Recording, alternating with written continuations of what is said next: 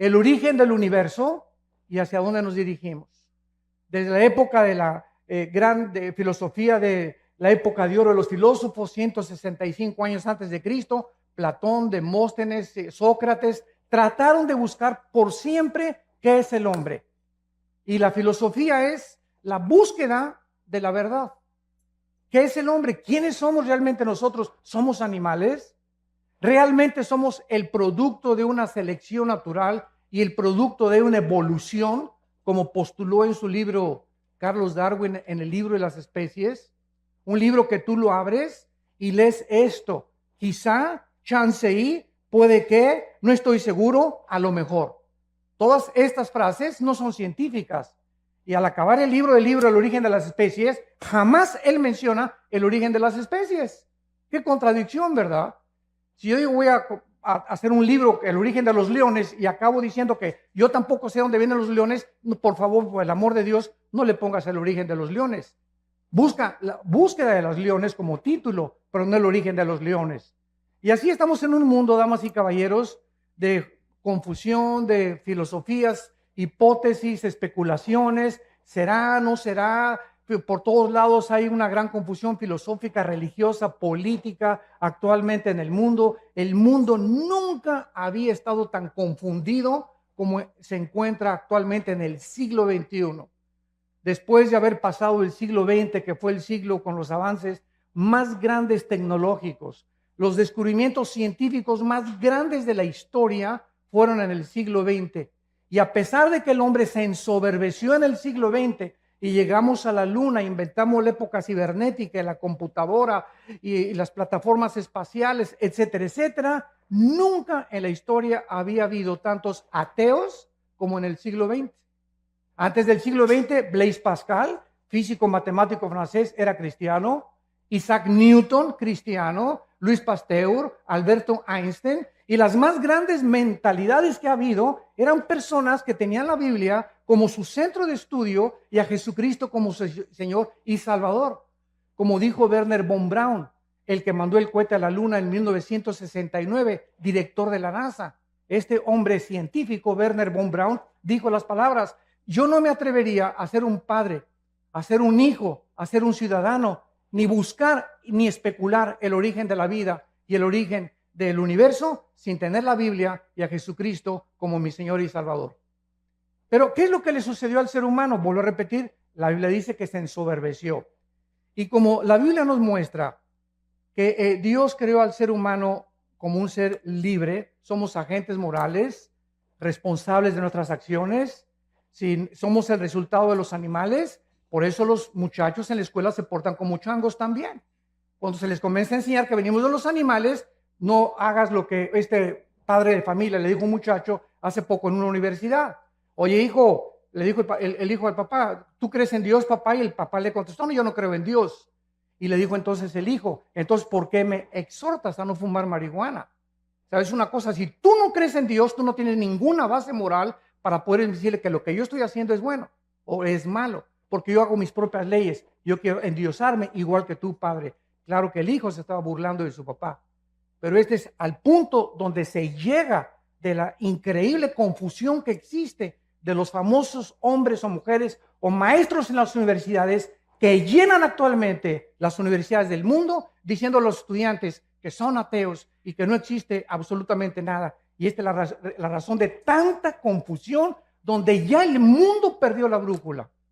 El matrimonio se está redefiniendo. Lo que durante miles de años fue un hombre y una mujer, ahora se cambia el matrimonio y ahora no es entre un hombre y una mujer. Es el síntoma más grande de descomposición social, damas y caballeros, a la que el mundo se está enfrentando. Y estamos como las ranas, cuando la metes a una rana a una olla con agua fría y le prende la estufa, la rana, en lugar de que brinque cuando comience a hervir el agua, haz el experimento llegando a tu casa, ahí se va a quedar la rana en la olla hervida, porque su sangre se adapta a la temperatura del agua. Así estamos pasando nosotros, estamos tomándolo todo como normal, nos estamos adaptando a la nueva moral y estamos aceptando que es normal y la Biblia dice que no es normal, como lo vamos a ver a continuación. Muchos critican de por qué si Dios existe tiene que juzgar a los hombres algún día. Te voy a decir la respuesta si eres ateo, escéptico o agnóstico. Porque si no hay una vida después de la vida y no hay un juicio después de esta vida, no hay más que dos opciones. Una, perdemos totalmente la esperanza, y dos, vamos a vengarnos nosotros mismos. Si no hay absolutamente justicia después de la vida, entonces todos los nazis que asesinaron a casi 6 millones de personas y que murieron, el grupo de ISIS que está en el Medio Oriente ahorita, que están matando a cientos, miles de cristianos, degollándolos, y mueren de un bombazo de repente, y dices, pues qué fácil, ¿verdad? ¿Sabes una cosa? Te equivocas. La Biblia dice que hay un juicio que viene cuando tú mueras y cuando yo muera. Y este juicio somos salvados cuando ponemos nuestra fe en una cruz, donde el Hijo de Dios dio su vida para dar su sangre y decirnos estas palabras. De verdad les digo que cualquiera que oye mi palabra y crea al que me envió, no vendrá a condenación. No pasará por este juicio porque ha pasado de la muerte a la vida. Juan 5:24. Los que traigan su Biblia en esta mañana, los invito a que la abran en el libro de Apocalipsis, capítulo 20. Apocalipsis, capítulo 20. El libro de Apocalipsis fue escrito hace 2000 años por el último de los sobrevivientes de los apóstoles de Jesucristo, llamado el apóstol Juan. Este hombre, Juan, tenía 95 años de edad, exiliado por el emperador romano en la isla de Patmos. Si tú vas a Europa o vas al mar Egeo, vas a encontrar que todavía está la isla de Patmos y se encuentra todavía el lugar donde el apóstol Juan estuvo exiliado por el emperador romano. El apóstol Juan tenía como 95 años de edad y nos imaginamos tal vez que ya estaba, bueno, para eso fui cristiano, colgando con cadenas. Los exiliados políticos del gobierno de Roma no les quitaban la ropa. Al llegar a la isla y al exiliarlos, les colgaban las cadenas y no les volvían a quitar la ropa. Ahí se hacían excremento y todas sus necesidades. Imagínense ustedes nada más a los 3, 4 días de estar así, cómo podrían morir estas personas sin ninguna misericordia del pueblo romano. Entonces Juan, a los 95 años de edad, va caminando por la playa. Todo eso se encuentra en el capítulo 1 de Apocalipsis, y oye una voz atrás de él que le dice: yo soy el primero y yo soy el último. Yo soy el alfa y yo soy el omega. Yo soy el que tengo las llaves del infierno y las llaves de la vida. Y yo soy el que estuve muerto, mas he aquí que vivo por los siglos de los siglos. Y cuando Juan voltea, ve a una entidad espiritual brillante, con el pelo blanco como la nieve, los ojos refulgentes como las llamas, con un vestido de lino que le llegaba hasta los pies, con un cinturón que le ceñía la cintura de oro, con los pies refulgentes como el bronce bruñido, y le contesta el Señor Jesucristo: yo soy Jesús, el que estuve muerto, mas he aquí que vivo. Quiero que escribas, Juan, lo que va a ser, lo que ha sido y lo que será. Y así es como tenemos nosotros el libro, los 22 capítulos del libro del Apocalipsis, que contiene el final de la raza humana, que nos muestra claramente los avances tecnológicos como la marca del 666, que el anticristo va a ponerle muy pronto a la humanidad. ¿Cómo pudo la Biblia adelantarse, damas y caballeros, de que se iba a escribir hace 2000 años, que vendría el tiempo en que la economía del mundo se tendría que controlar por computadoras si no se hubiese inventado las computadoras? ¿Quién le reveló al apóstol Juan que vendría el tiempo que solamente con computadoras puedes controlar una marca y marcar a más de 7.5 billones de personas que estamos ahorita en el planeta Tierra? La Biblia es increíblemente demostrando las evidencias profundas que existen de que es un libro sobrenatural. En el capítulo 20, que es el capítulo que nos concierne en esta mañana, encontramos estos versículos del 11 al 15. Y dice así: y vi un gran trono blanco y al que estaba sentado en él, de delante del cual huyeron la tierra y el cielo, y ningún lugar se encontró para ellos. Y vi a los muertos, grandes y pequeños, delante de Dios. Y los libros fueron abiertos. Otro libro fue abierto, el cual es el libro de la vida. Y fueron juzgados los muertos por las cosas que estaban escritas en los libros según sus obras. Y el mar entregó los muertos que había en él. La muerte y el Hades entregaron los muertos que había en ellos y fueron juzgados cada uno según sus obras. Y la muerte y el Hades fueron lanzados al lago de fuego. Esta es la muerte segunda, y el que no se halló inscrito en el libro de la vida fue lanzado al lago de fuego. Vemos nosotros que por causa de que no fuimos el resultado de una evolución, ni venimos de los animales, la Biblia nos muestra que somos criaturas racionales, agentes morales, responsables de todas las decisiones, pensamientos y palabras que hayamos hecho mientras estábamos vivos. Y por esta razón, por ser agentes morales libres, Dios nos tiene que juzgar. Porque si no hubiera un juicio y Dios no fuera el legislador de la moral, sería un monstruo de Dios. Muchas personas dicen, ¿cómo es posible que Dios haya creado el universo? Y si Dios es Dios, las clásicas preguntas de los ateos. ¿Por qué hay maldad? ¿Por qué si Dios tiene el poder de destruir al diablo, no lo destruye una vez? Y te contesto porque acabaría primero contigo.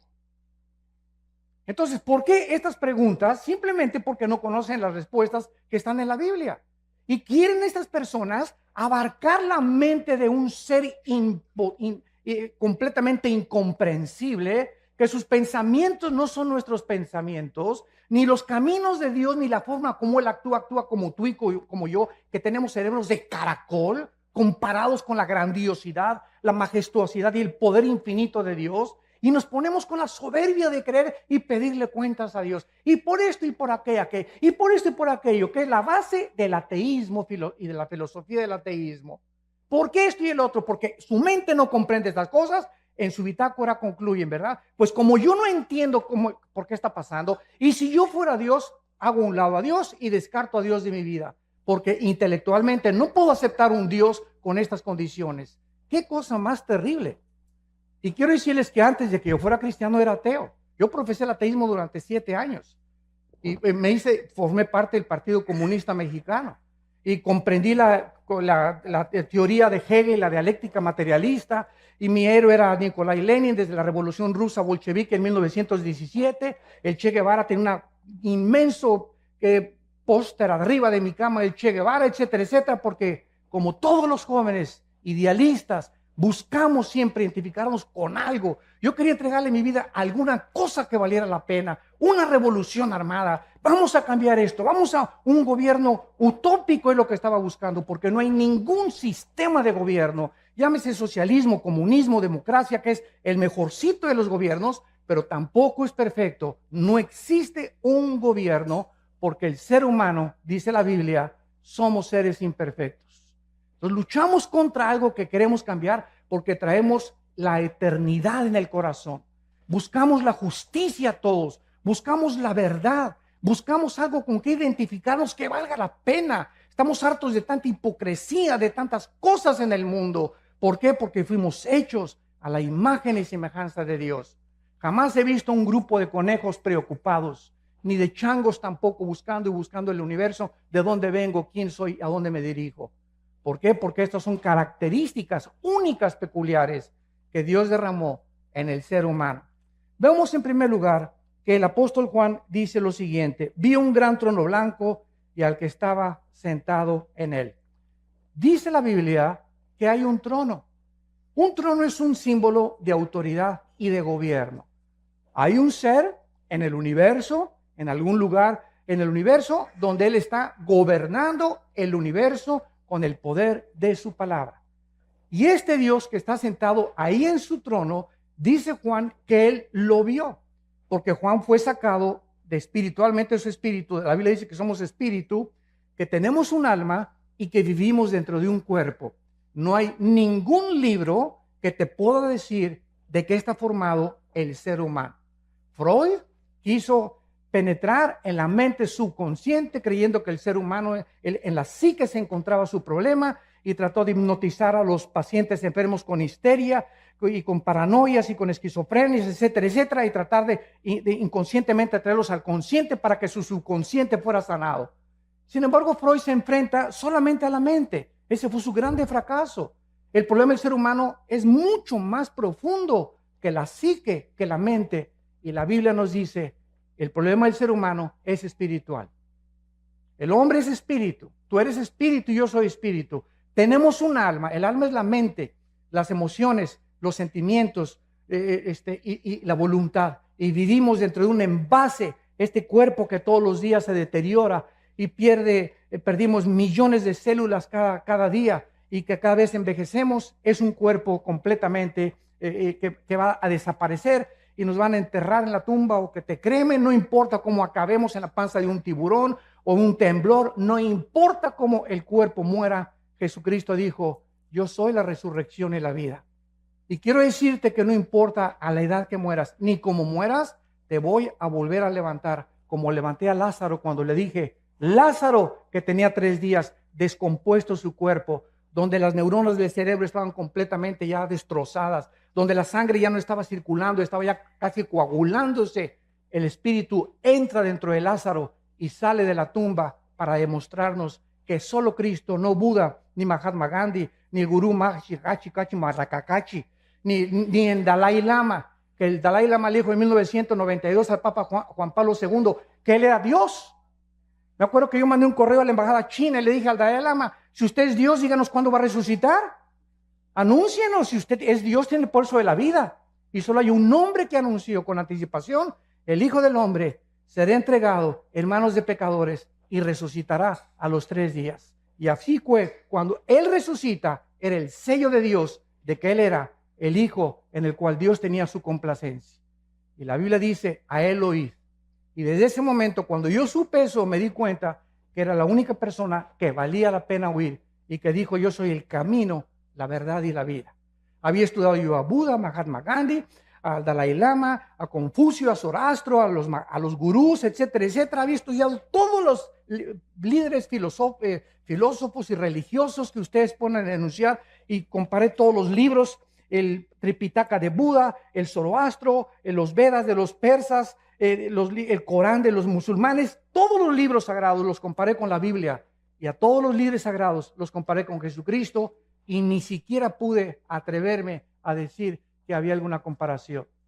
Ningún libro sagrado contiene la información de la Biblia, ninguno de los líderes que han existido en el mundo ni siquiera se puede atrever a compararse con la vida inmaculada, preciosa, maravillosa, celestial del Hijo de Dios, Jesucristo. Este juez, dice la Biblia en el libro de Hechos, capítulo 10, que será Jesucristo. La Biblia lo anunció con muchos años de anticipación con estas palabras.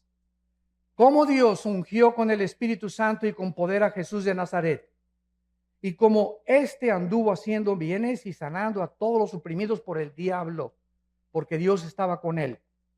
Y nos mandó que predicáramos al pueblo y testificáramos que Él es el que Dios ha puesto por juez de vivos y de muertos. De este dan testimonio todos los profetas, que todos los que en Él creen reciban perdón de pecados por su nombre. Este hombre que vio Juan en el trono era Jesucristo. Ese Cristo que murió entre 2 ladrones, crucificado, ensangrentados de los pies a la cabeza. Dice Isaías 52 que cualquiera que hubiera visto a Cristo era un guiñapo humano, era un monstruo en la cruz que ni siquiera su madre, la Virgen María, lo podría reconocer. ¿De qué forma los romanos, que eran expertos en la tortura y en la crucifixión, deformaban completamente? Eran pedazos de carne los que colgaban ya en la cruz, de todos los latigazos y toda la tortura que ejecutaban antes de llevarlos a lo máximo de crueldad que el ser humano puede imaginarse. Y este hombre, Jesucristo, nos da la respuesta. ¿Cómo es posible que el Hijo de Dios, el creador del universo, que nació de una Virgen María, que nació en un pesebre, que vivió durante toda su vida enseñándoles a 12 hombres, nosotros hayamos hecho esto con el máximo creador del universo? ¿por qué Cristo estaba como estaba en la cruz? Y la respuesta nos da la Biblia, porque eso es lo que el pecado nos hace y nos convierte. El pecado nos convierte en monstruos. Es el pecado la razón, no es Dios, de tanta envidia, de tanta amargura, de tanto odio del ser humano, de tantos robos, de tanta violencia. Es el pecado. Tenemos una naturaleza contradictoria. Tú le preguntas a una persona que fuma, oye, compadre, ¿por qué fumas? ¿Que no sabes que el cigarro te destruye los dientes, las encías, la laringe, la tráquea, el esófago, los pulmones, los alvéolos pulmonares, todo? Y te contesta, pues sí, compadre. ¿Y no ves que la cajetilla dice, este producto no sirve para la salud? ¿Por qué lo sigues haciendo? ¿Qué te contesta esa persona? Pues no, chepo, porque me gusta. Oye, ¿por qué te emborrachas? ¿No sabes que te vas a destruir el hígado y que el alcohol acaba con tu vida? ¿Por qué lo haces? Porque la Biblia tiene razón. Somos autodestructivos. Somos autodestructivos. Es increíble cómo nos envenenamos con tantas cosas, con drogas, con cigarros, con alcohol. ¿Por qué lo hacemos? Porque dice Romanos 7, el mal que quiero no lo hago. Sí, no, el bien que quiero no lo puedo hacer. Entonces, cuando me propongo hacer el bien, encuentro, dice Pablo, algo dentro de mi naturaleza que me lleva contrario a la ley del Espíritu y hago las cosas que yo no quiero hacer. Yo no quería adulterar, yo no quería fumar marihuana, yo no quería hacer esta cosa, pero dentro de mí había algo que me decía, hazlo, adultera, fornica, vete con un hombre, vete con una mujer, porque estamos continuamente destruyendo nuestra alma. El diagnóstico de la Biblia, no cabe duda que es la pura verdad. A continuación, en nuestro pasaje en Apocalipsis, dice lo siguiente: vi un gran trono blanco y al que estaba sentado en él, que es Jesucristo, delante del cual huyeron la tierra y el cielo, y ningún lugar se encontró para ellos. ¿Cuándo será este juicio? Es la segunda pregunta que vamos a contestar. La primera es Jesucristo, Él va a ser el juez, el que murió en la cruz y resucitó de los muertos, del cual tú te burlaste, del cual tú te reíste, del cual tú creíste mejor a Carlos Darwin que a Jesucristo. Qué increíble, ¿verdad? Tú creíste más a Carlos Marx que a Jesucristo. Le creíste más al Maharaji Tachi Marakaji que a Jesucristo. Le creíste más a Mahatma Gandhi que a Jesucristo. Es increíble. A pesar de las evidencias increíbles que tiene la Biblia y Jesucristo. Pero esta es la condenación, que la luz vino al mundo y los hombres no aman la luz ni la verdad. Tú amas las tinieblas y prefieres en tu soberbia y en tu orgullo creer más a hombres como Marx, como Freud, como Mahatma Gandhi, que fueron hombres, algunos ilustres, pero no le has querido creer a aquel que dijo, yo soy el camino, la verdad y la vida. Yo soy el camino, la verdad y la vida. ¿Y Jesucristo es lo que él dijo ser? ¿O es el ser más psicópata, esquizofrénico, maníaco, depresivo que pueda haber existido en la humanidad? Porque nadie se ha atrevido a decir, yo soy la verdad absoluta del universo entero. Y en mí están encerrados todos los secretos de la sabiduría y del conocimiento. Este tiempo será cuando desaparezca este planeta y el universo. Dice la Biblia en el libro de Isaías, en el Antiguo Testamento, profetizando que iba a desaparecer el mundo donde vivimos con estas palabras. Porque aquí, Isaías 65, 17, yo crearé nuevos cielos y nueva tierra, y de lo primero no habrá memoria, ni más vendrá el pensamiento. En otras palabras, esto te contesta la pregunta, oiga, y cuando llegue al cielo, si no está mi perro Fido conmigo, ¿no lo voy a extrañar? ¿Y si no está mi abuelita conmigo? ¿Y si no están mis hijos conmigo en la otra vida? ¿Y si mi esposo y a los que yo amé se van al infierno y yo me voy al cielo? ¿Tú crees entonces que el cielo sería un lugar de completo descanso y de completo reposo y completa paz si tuviéramos esos sentimientos que tenemos aquí abajo en la tierra? ¿Por qué pensamos así? Porque creemos que vamos a tener la misma mentalidad que tuvimos aquí en el mundo. Pero cuando vayamos al cielo, Jesucristo dijo una vez que le tocaron la puerta y que estaba enseñando a sus discípulos, Señor, en la puerta está tu mamá y tus hermanos. Le tocaron la puerta. Y volteó Jesucristo y les dijo, ¿verdad? Pasen, les dijo que pasaran. No, no les dijo eso, ¿verdad? ¿Por qué su mamá y sus hermanos no entraron al estudio bíblico? ¿Por qué no entraron? ¿Por qué no se juntaban y lo seguían como lo siguieron 12 apóstoles? Entonces Jesucristo no fue a recibir a su mamá ni a sus hermanos, sino que se volteó a los discípulos y les dijo, mi madre y mis hermanos son ustedes los que hacen la voluntad de mi Padre. Entonces, en el cielo, nuestros padres y hermanos que tuvimos aquí no necesariamente van a estar con nosotros. Va a haber nuevas familias, de acuerdo a Isaías 65 y Isaías 66. Y ya no habrá más memoria de tu perro, ni de tu novia o de tu exesposa. Pero hay algo que es también importante. Las familias, de acuerdo a Isaías 65, las familias que en esta vida fueron todos cristianos y los hijos cristianos, seguiremos viviendo como familia en la otra vida. Porque dice la Biblia, tu descendencia será bendita, que son nuestros hijos. Salmo 112, versículo 2. Bienaventurada la generación de los justos, porque será bendita por toda la eternidad. Entonces, este tiempo será cuando los cielos y la tierra desaparezcan. Imagínense ustedes, ahí van a estar en este juicio todos aquellos que creían que en este mundo estaba realmente todo lo que ellos querían.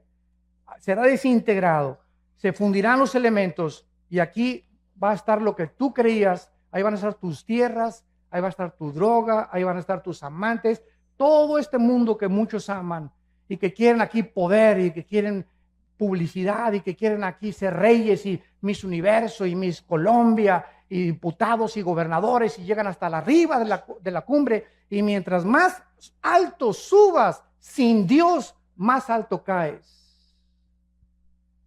Es el problema de los que llegan a la cumbre, artistas, cantantes, deportistas, llegan a la cumbre y algo les pasa. No fuimos hechos para llegar a la cumbre, para recibir tanto aplauso y tanto amor y tanto honor sin descomponernos. La naturaleza humana se descompone con los halagos, con los barberos detrás de ti. Te descomponen porque el ego es muy grande de nosotros. Entonces, cuando un político sube hasta arriba y un gobernante sube hasta arriba y un deportista y un artista como Michael Jackson, Elvis Presley y te nombro cientos, acaban drogados, como Prince, acaban drogados, acaban degenerados sexualmente, acaban completamente o se suicidan o se quitan la vida porque no soportan estar allá arriba. Mientras más altos suben, más rápido nos descompone las alturas. Solo Dios puede darnos el poder de llegar a algún lugar en la cumbre con Él, porque le damos la gloria a Él.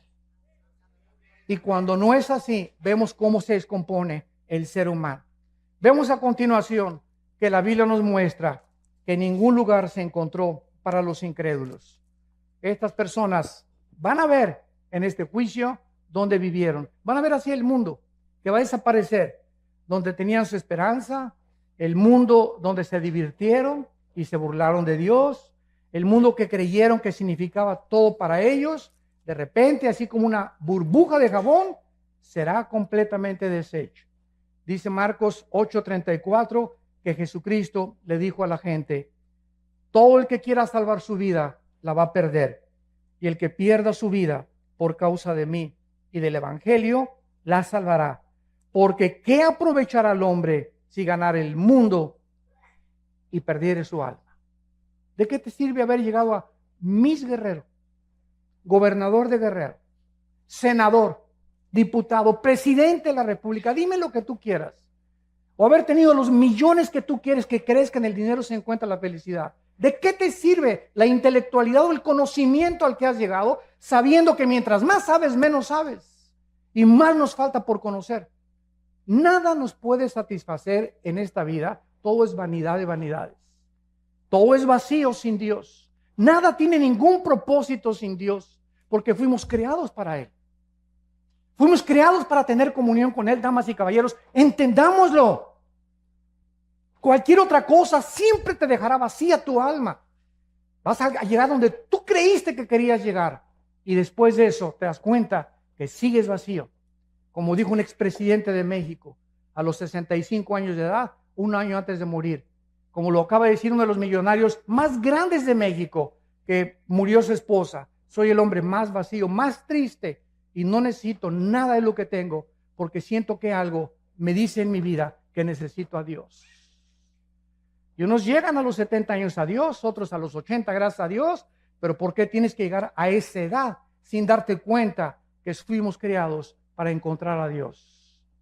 Para que Él nos ayude a ser hombres, mujeres, para que nos ayude en nuestro matrimonio, para que sepamos cómo educar a nuestros hijos, cómo administrar nuestros negocios.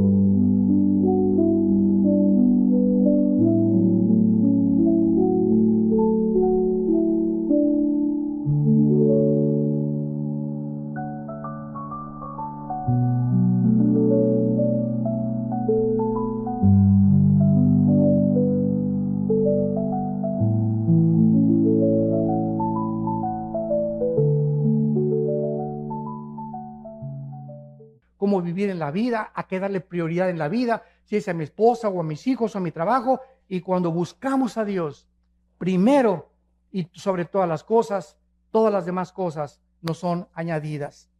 Vemos en segundo lugar, que dice Apocalipsis 20, versículo 12, y vi a los muertos, grandes y pequeños, delante, de pie ante Dios. Aquí no está hablando de los altos y los chaparritos. Cuando dice los grandes y los pequeños, está hablando que en este juicio estarán los grandes, o sea, los gobernantes, todos los presidentes que han existido en la historia, todos los dictadores que han existido en la historia, Hussein, Benito Mussolini, José Stalin, Hitler, etcétera, etcétera. Todos estos grandes hombres gobernantes, reyes, magnates, millonarios, que abusaron de su autoridad, que abusaron del pueblo, que explotaron a las naciones y a los pueblos, que fueron déspotas y tiranos, serán juzgados, dice la Biblia. Así que no tenemos por qué perder la esperanza ni por qué tomar venganza. Dios ha establecido un día en el que ha de juzgar a los vivos y a los muertos. Pero también dice a los pequeños. ¿Quiénes son estos? Los esclavos, sirvientes, trabajadores, campesinos e indígenas también. Los más exaltados y también los que están hasta abajo. Nadie se le va a escapar al juicio de Dios.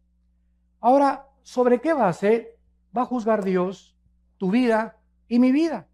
Dice el versículo 12, y fueron abiertos los libros. Y el libro de la vida, y fueron juzgados los muertos por las cosas que estaban escritas en los libros según sus obras.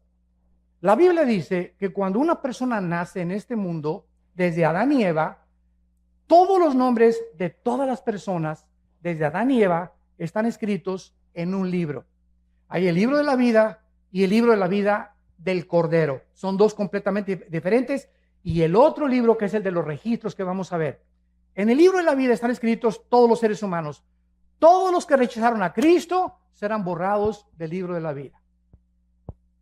Todos los que en el libro de la vida han recibido a Cristo son pasados al libro de la vida del Cordero. Veamos esta verdad en Apocalipsis capítulo 13. Y dice así, en Apocalipsis capítulo 13, hablando acerca del anticristo y de todas las personas que él va a perseguir, dice el versículo 8, y lo adoraron, o sea, el anticristo, todos los moradores de la tierra, cuyos nombres no estaban escritos en el libro de la vida del Cordero, que fue inmolado desde el principio del mundo. Estuvieron escritos en el libro de la vida de Dios, del Padre, pero no en el libro de la vida del Cordero. Tú eres inscrito en el libro de la vida del Cordero cuando recibes a Cristo como tu Señor y como tu Salvador. Ahora, cuando alguna persona va a ser juzgada, vemos nosotros que vamos a ser juzgados, dice aquí, por las obras. Y estos libros, si lo notas bien, dice así: si alguno tiene oído, oiga, porque estas personas serán juzgadas por las cosas escritas según sus obras. En otras palabras, no todos los seres humanos tendrán el mismo castigo. Esto lo podemos ver en un ejemplo que Cristo hizo en Mateo capítulo 11, hablando de dos ciudades. Cristo dijo en Mateo 11, 21 al 24, ay de ti Corazín y de ti Betsaida, porque si en Tiro y en Sidón se hubieran hecho los milagros que han sido hechos en vosotras, tiempo ha que se hubieran arrepentido en silicio y ceniza. Por tanto les digo que en el día del juicio, del cual estamos hablando, será más tolerable el castigo para Sidón y para Tiro y Sidón, que para ustedes. En otras palabras, la Biblia dice que las personas, aquí está otra respuesta, que nunca oyeron hablar de Cristo. Cuando yo voy a alguna universidad, a algún seminario teológico, siempre me lanzan las mismas preguntas. ¿Y qué de las personas budistas, musulmanes, indígenas que nunca oyeron hablar de la Biblia ni de Cristo? La Biblia tiene respuestas para cada cuestionamiento intelectual. La Biblia dice que las personas, Romanos 2, del 12 al 15, que murieron sin Cristo, van a ser juzgados por sus conciencias, de acuerdo a cómo contestaron a sus conciencias. Y nosotros y todos ustedes que están aquí en esta mañana y todos los que hemos oído la Biblia, seremos juzgados por este libro. Porque al que mucho se nos ha dado, mucho se nos va a pedir. Más te valió no haber venido a este desayuno. Te lo digo con todo mi corazón. Porque en el momento en que tú oyes la palabra de Dios, te haces mucho, mucho más culpable que una persona que nunca la oyó. Y esta es la condenación, que tú oyes la palabra y ves la luz delante de ti y dices, no la quiero. Hay otras personas que no tienen el privilegio que Dios te está dando en esta mañana de arrepentirte de tu vida y de tus pecados.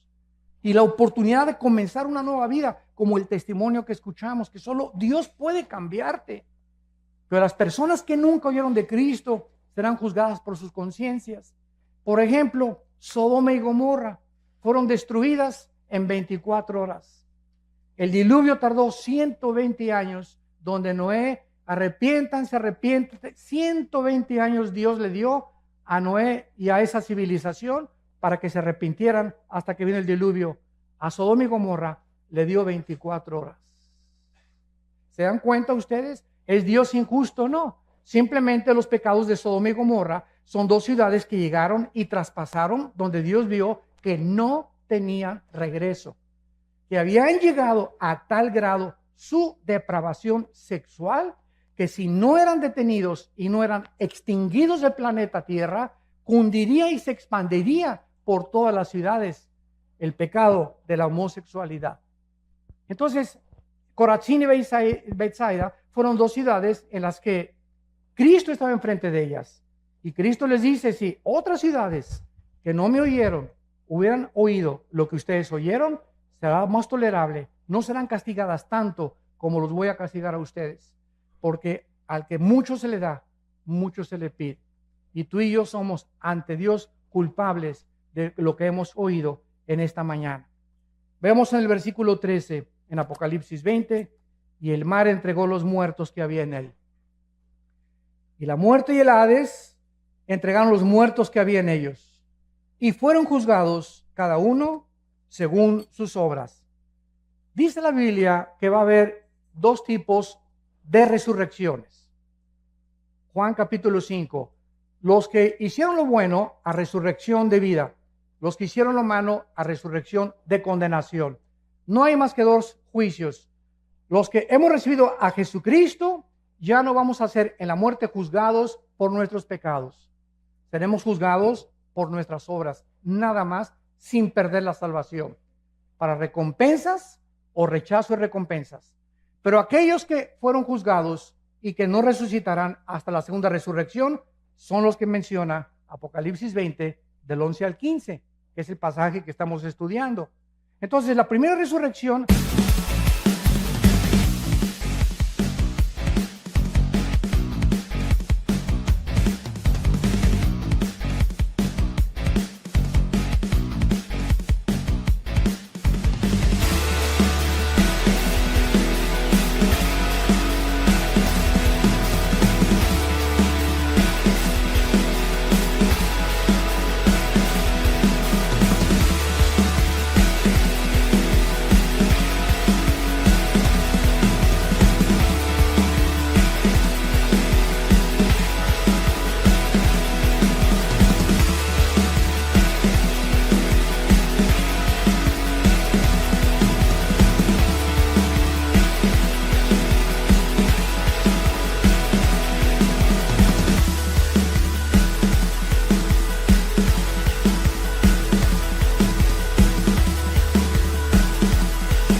tiene varias resurrecciones.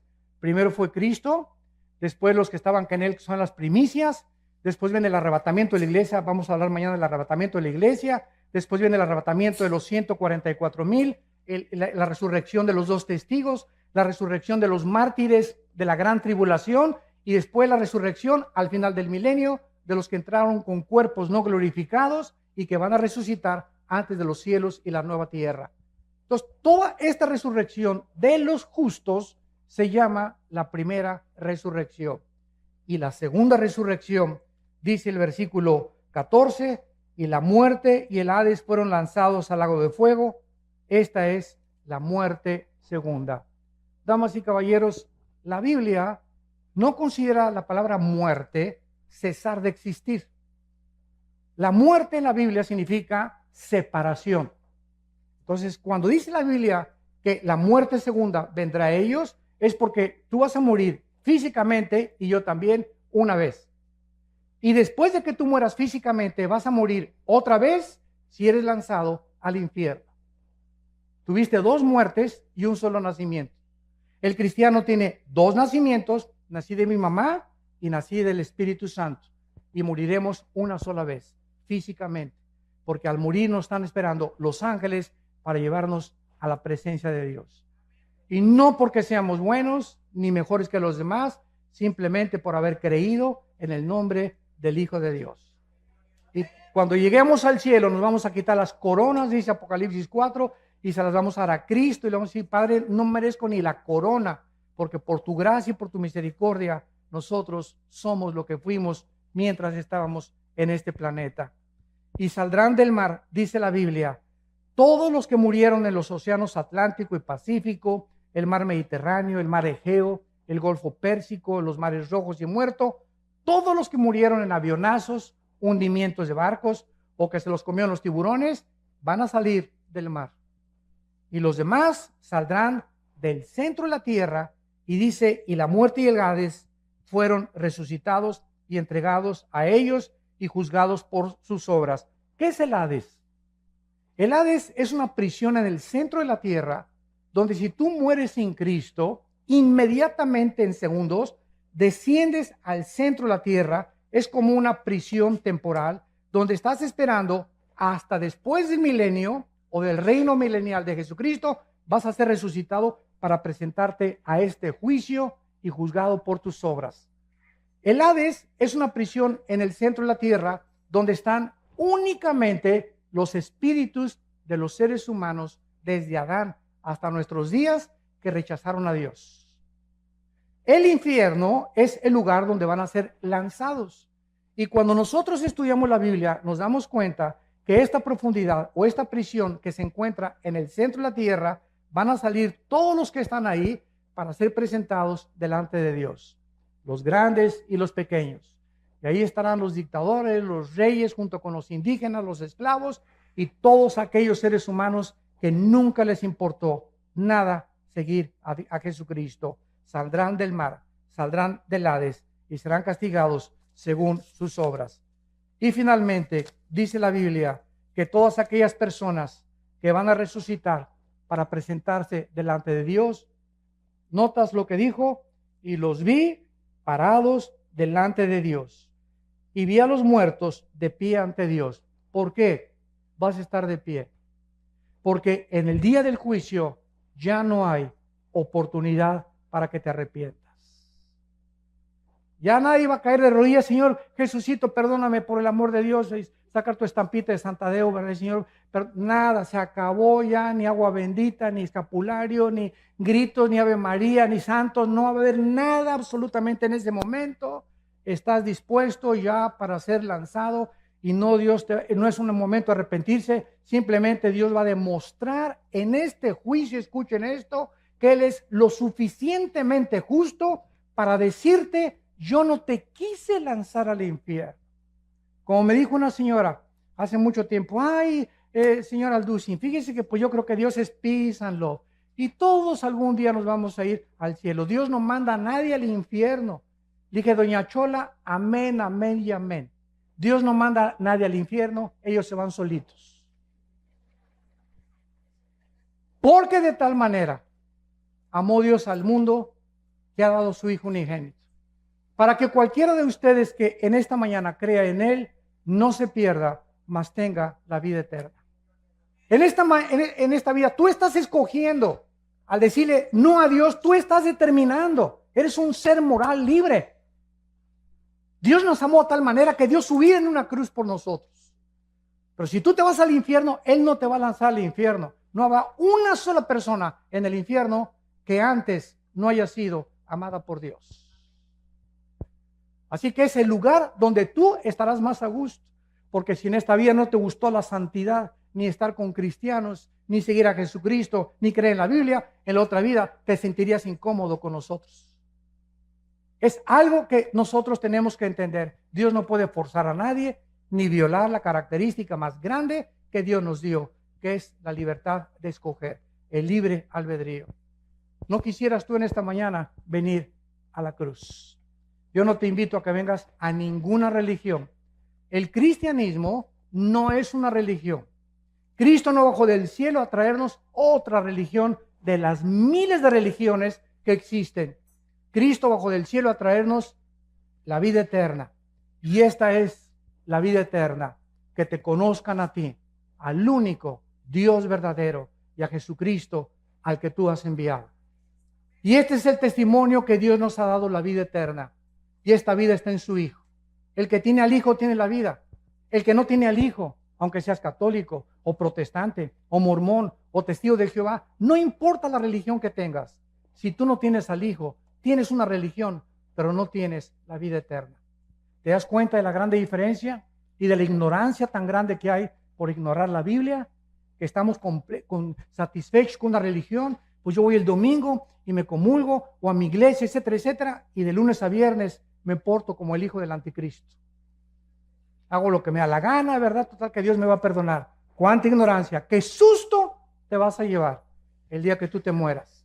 ¿Y cuántos de nosotros en esta mañana estamos seguros que amanecemos? Ninguno de nosotros. En el año 2001, 3,000 personas se levantaron en Nueva York y trabajaban en las Torres Gemelas. 3,000 personas se levantaron y le dijeron a su esposa: mi amor, nos vemos a las 12 para el lunch, nos vemos al mediodía. Se pusieron su corbata. Esas 3,000 personas, ¿quién se iba a imaginar que 2 aviones se iban a estrellar con unas Torres Gemelas y que era la última vez que a su esposa le decían te amo? ¿Estás tú seguro hoy en la mañana que te levantaste que no es tu último desayuno? ¿Una embolia cerebral, un ataque al corazón, una bala perdida, un accidente de tránsito? No tenemos comprada la vida, ninguno de nosotros. La Biblia dice: prepárate para encontrarte con tu Dios. Prepárate, porque nuestra vida está en un hilo y nunca nadie sabe cuándo Dios nos llama a presentar cuentas. ¿Estás tú preparado? Esta oportunidad te la da Dios hoy en la mañana, en su misericordia, y porque Él te dice te amo, te amo, te amo. No quiero que te pierdas. Tengo un programa mucho mejor que el que tú te imaginas para tu vida. Mis pensamientos para ti son de paz y de esperanza, para darte el fin que tú anhelas, para que tú entiendas, mi amor, que di mi vida en una cruz para que cualquier cosa que me pidas, yo te la voy a conceder. Este es el amor de Dios, que siendo pecadores, Cristo da su vida por nosotros. Los invito a muchos de ustedes en esta mañana que inviten a Jesucristo a su vida, que te arrepientas de tus pecados y que en esta mañana te enfrentes con la realidad que en el día que tú mueras, inmediatamente está establecido el juicio. No habrá ninguna oportunidad, no hay reencarnación, no hay purgatorio, no hay más que cielo e infierno, de acuerdo a la Biblia. ¿Qué escoges tú en esta mañana? La vida. Escoge la vida para que Dios te bendiga y puedas algún día darle gracias a Dios que no te equivocaste esta mañana al venir a este desayuno y a decirle al Señor Jesucristo: entra a mi vida, Señor, te necesito como mi Señor y Salvador.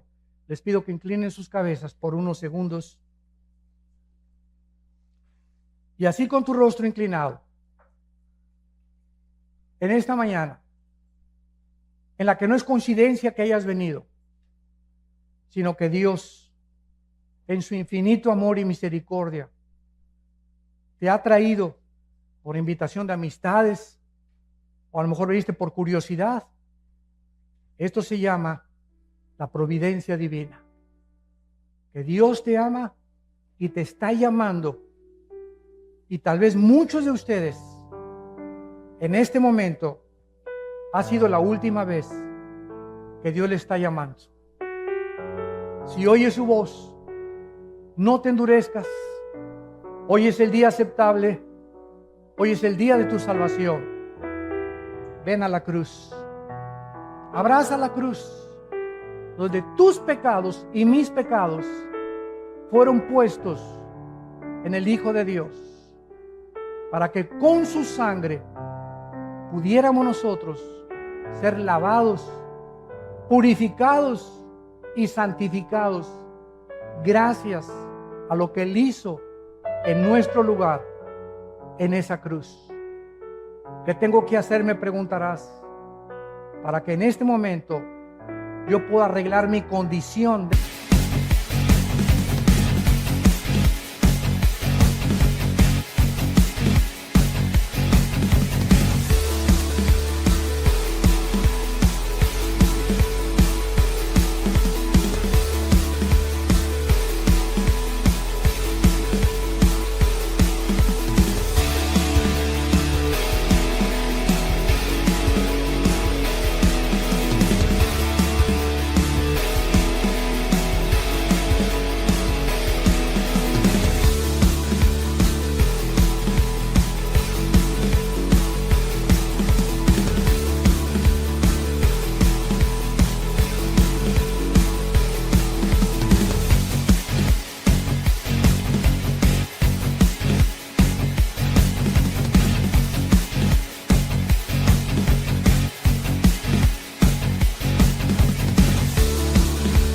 Delante de Dios, tú me puedes decir, es que yo soy un asaltante, yo soy secuestrador, he tenido 5 abortos, soy una prostituta, soy un homosexual,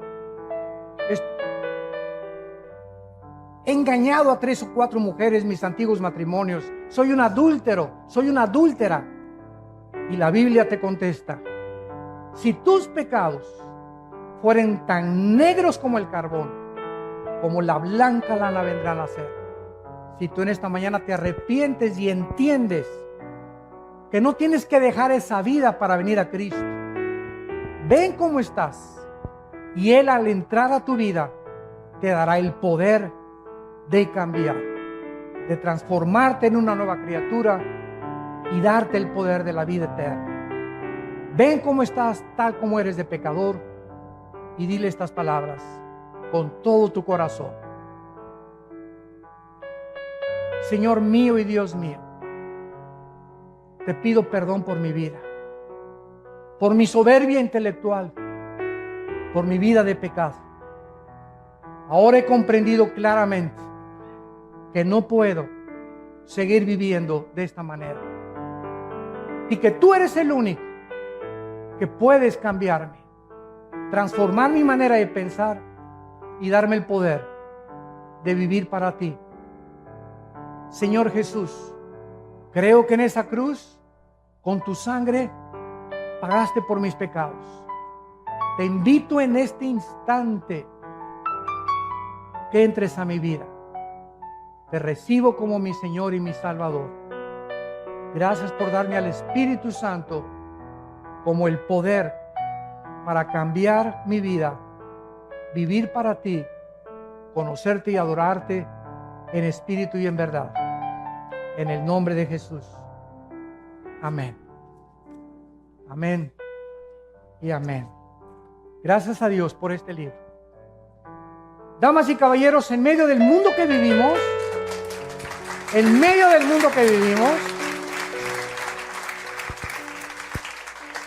la única luz. Tantas filosofías y tantos rollos y tantas cosas, es la única luz que hay en la Biblia.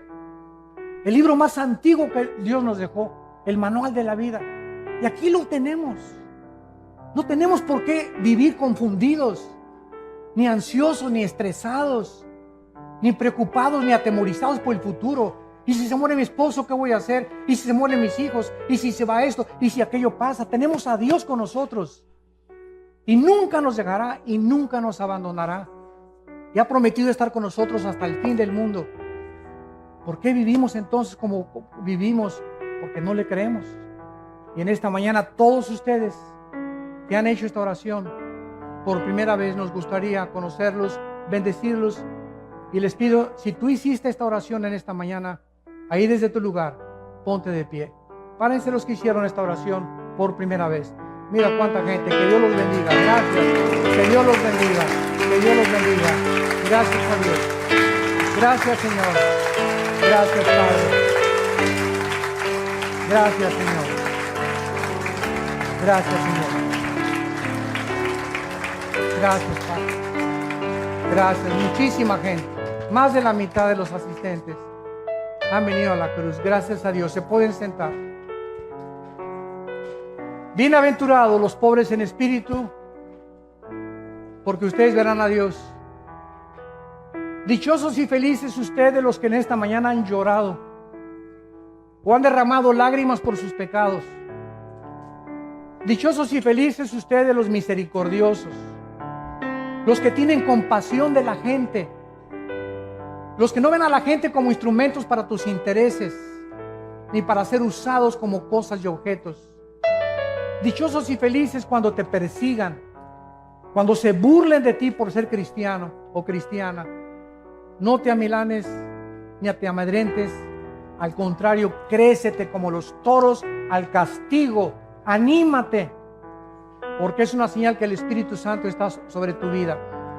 Y dichosos y felices todos ustedes, los que en esta mañana han venido a la cruz, han aceptado a Jesucristo como su Salvador, porque saldrán por esa puerta y nunca podrás darte cuenta el cambio tan grande que desde este mismo día vas a comenzar a experimentar. Habrá una paz que no conocías en tu vida que va a comenzar a llenar tu corazón y te va a decir: todo está tranquilo, tengo el mundo bajo mi control, búscame con todo tu corazón y tendrás esa paz que sobrepasa todo el entendimiento. Que Dios los bendiga y que tengan mucha paz.